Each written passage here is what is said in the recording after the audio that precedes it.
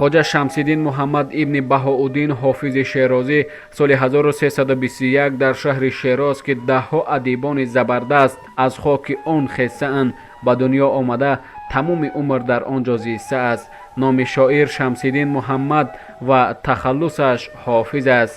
сабаби ҳофиз тахаллус гирифтани шоир он аст ки ӯ Қуръонро аз ёд медонист ва ба 14 навъ онро тиловат мекард. бобои ҳофиз ки аз Купо ном музофаи Исфаҳон буд, ҳангоми ҷавонии падари ҳофиз ба Шероз мекӯчад ва дар он ҷо иқомат ихтиёр мекунад. падари ҳофиз ки Баҳоуддин ном дошт, дар Шероз ба касби тиҷорат машғул буд. зиндагии осоишта дар хонадони ҳофиз зер напоид.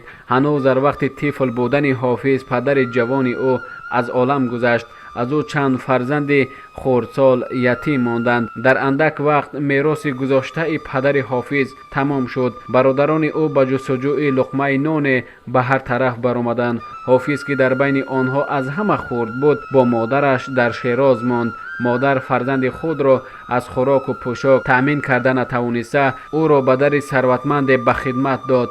ҳофиз баъд аз чанде ба хидмати нонвоӣ ба шогирдӣ истод ва касби хамиргариро пешаи худ сохт. касби ҳофизи хурдсол басе вазнин ва тоқатфарсо буд.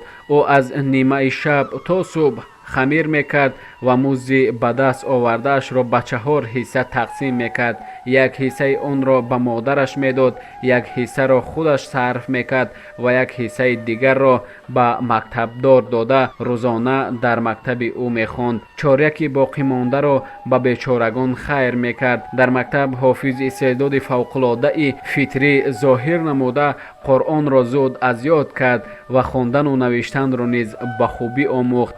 дар маҳаллае ки ҳофиз мезист, дуконе буд ки он ҷо аҳли адаб ҷамъ шуда базми сухан меоросанд. ҳофиз низ гоҳ-гоҳе аз он маҳфил файз гирифта ба машқи шеър оғоз кард. лекин бештари вақти ӯ ба андохтани илм сарф шуда, ҳофиз дар баробари мустақилона омӯхтани мероси форсизабонон, забону адабиёти араб, ҳандасаву фиқҳ, ҳадису нуҷум ва Қуръонро бо ҷидду ҷаҳд омӯхта, дар андак замоне ҳамчун олим машҳур шуд.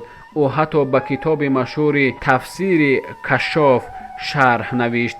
ҳофиз ҷое ба омӯзиши улум ишора карда мегӯяд: илму фазле ки ба чанд сол дилам ҷамъ овард, тарсам он наргиси мастона ба яғмо бибарад. аз ишораҳои худи ӯ муҳаққиқони гузашта ва имрӯза пай бурданд ки ӯ соҳиби зану фарзанд будааст. ба қавли муаллифи тазкираи хизонаи омира, ғулом алихони озод, фарзанди калони ҳофиз ки шоҳ Нуъмон ном доштааст, дар Ҳиндустон фавт карда будааст. фарзанди дигари ӯ дар кӯдакӣ аз олам гузаштааст. инчунин аз ашъори ҳофиз маълум мешавад ки ёри азизаш ҳам ӯро танҳо гузошта, оламро хело пеш аз ӯ падруд гуфта будааст. бар зами маҳрумиятҳои оилавӣ ҳофиз аз замонаи шур низ азиятҳои зиёде мекашид. ҳофиз дар замони ҳаёт ба сар мебурд ки задухӯрдҳои пайдарпайи ҳокимони маҳаллӣ мамлакатро хароб ва мардумро хонавайрон мекарданд. дар баробари нооромии замон, задухӯрдҳои ашрофзодагон, қатлу ғорати бегунагон, аҳволи зиндагии ҳофиз ҳам бешубҳа тоқатфарсо буд. махсусан ҳокимону давлатмандони Шероз ба қадри сухани ҳофиз намерасиданд. аз ҳамин ҷиҳат шоири бузургвор шикваҳо мекард: сухандонию хушхонӣ намеварзанд дар Шероз, биё ҳофиз ки мо худро ба мулки дигар андозем.